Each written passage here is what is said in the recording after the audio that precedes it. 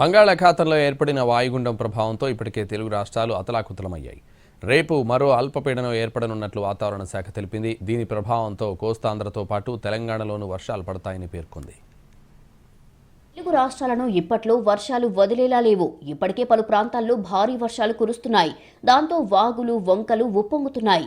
వరుసగా కురుస్తున్న వర్షాలతో జనజీవనం స్తంభించింది. ఈ క్రమంలోనే వాతావరణ శాఖ మరో కీలక హెచ్చరికలు చేసింది.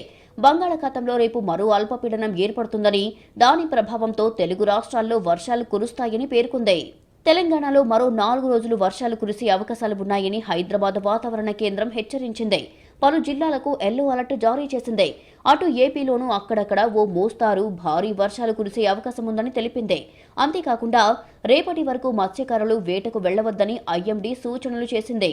మరోవైపు ఎగువన కురుస్తున్న భారీ వర్షాలకు కృష్ణా, గోదావరి నదులు ఉధృతంగా ప్రవహిస్తున్నాయి.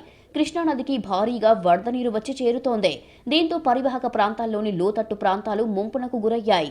పలుచోట్ల రాకపోకలు నిలిచిపోయాయి. పంట పొలాలు నీట మునిగాయి. ముంపు ప్రాంతాల నుంచి ప్రజలను పునరావాస కేంద్రాలకు తరలించారు. దాంతో ప్రకాశం బ్యారేజీ దగ్గర వరద ప్రవాహం భారీగా ఉంది. తూర్పు గోదావరి జిల్లాలో గోదావరి వరద ఉధృతి కాస్త తగ్గింది. ధవళేశ్వరం కాటన్ బ్యారేజీ దగ్గర మొదటి ప్రమాద హెచ్చరిక ఉపసంహరించారు అధికారులు. బ్యారేజీ వద్ద 11.70 అడుగులకు గోదావరి వరద నీటి మట్టం తగ్గింది. బ్యారేజీకి సంబంధించిన 175 గేట్లు ఎత్తివేసి 9,70,000 క్యూసెక్కుల మిగులు జలాలు సముద్రంలోకి విడుదల చేశారు.